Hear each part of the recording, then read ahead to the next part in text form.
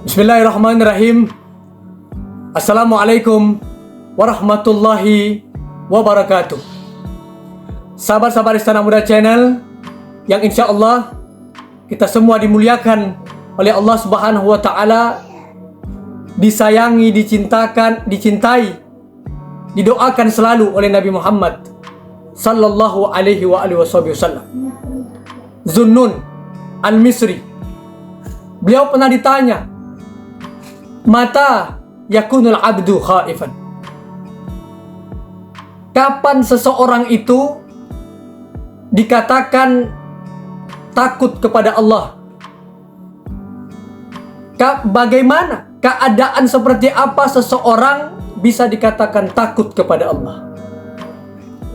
Beliau menjawab, iza nazzala nafsahu manzilatas saqim, ketika seseorang itu bisa memposisikan dirinya seperti orang yang sedang sakit.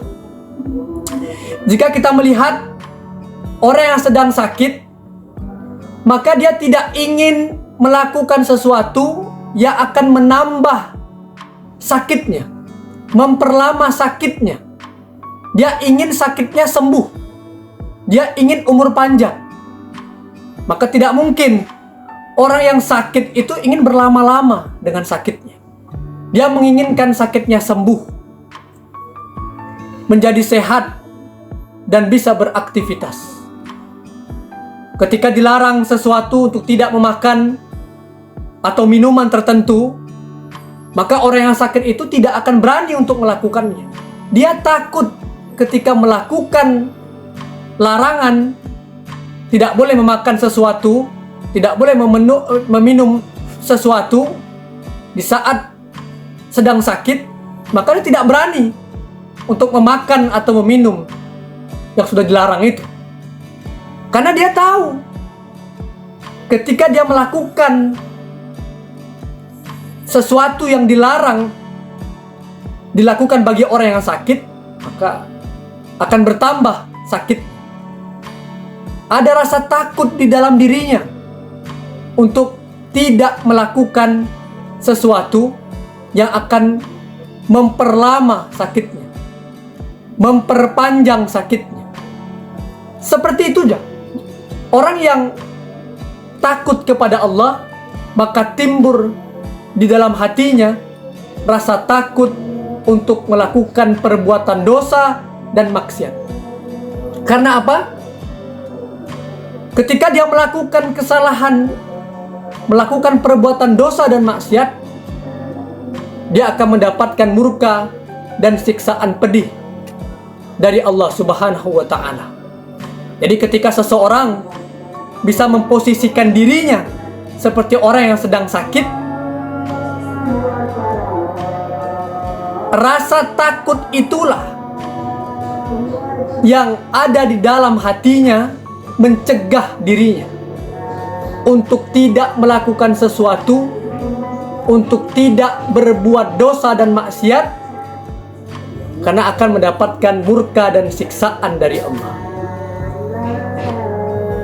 Maka ketika kita mampu untuk memposisikan diri kita seperti orang yang sedang sakit, dan begitu pula kita memposisikan diri kita rasa takut akan mendapatkan siksaan pedih dari Allah, maka rasa takut itu akan mencegah kita untuk melakukan perbuatan-perbuatan dosa dan maksiat yang akan mengakibatkan kita mendapatkan murka dan siksaan yang sangat pedih dari Allah.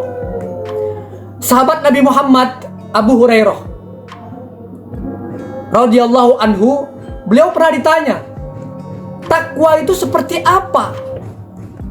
Beliau menjawab, saya tanya, ketika kamu berjalan, terus kamu dapati di hadapanmu ada duri-duri yang banyak, apa yang akan kamu lakukan?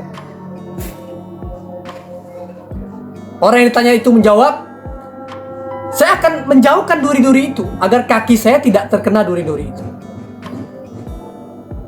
Beliau, Abu Hurairah, menjawab, seperti itulah takwa, rasa takut kepada Allah. Ketika kamu berjalan, kamu dapati ada duri-duri, kamu akan menjauhi duri-duri itu agar kaki kamu tidak terkena duri itu.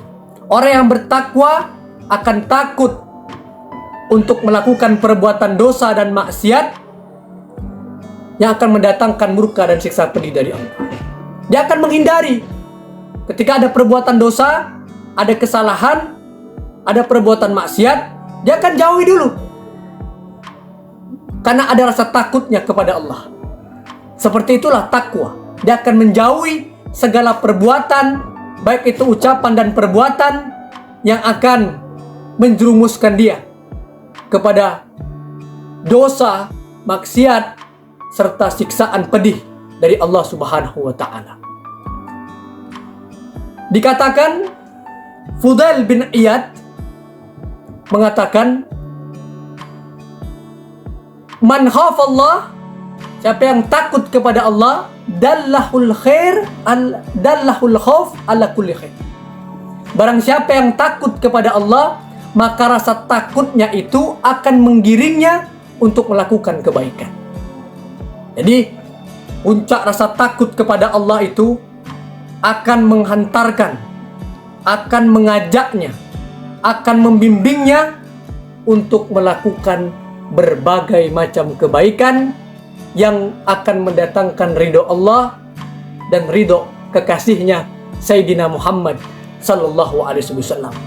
Sahabat-sahabat Istana Muda Channel yang dimuliakan oleh Allah Subhanahu wa Ta'ala, dari kesimpulan yang ingin saya sampaikan bahwa rasa takut kepada Allah akan mendatangkan manfaat dua hal. Yang pertama, akan menggiring seseorang untuk melakukan kebaikan. Yang kedua, mencegah seorang hamba untuk melakukan perbuatan dosa, perbuatan maksiat, perbuatan yang akan mendatangkan murka serta siksaan pedih dari Allah Subhanahu wa Ta'ala. Wal afu minkum, ini yang bisa saya sampaikan, semoga bermanfaat untuk kita semua. Wabillahi taufiq wal hidayah. Assalamualaikum warahmatullahi wabarakatuh.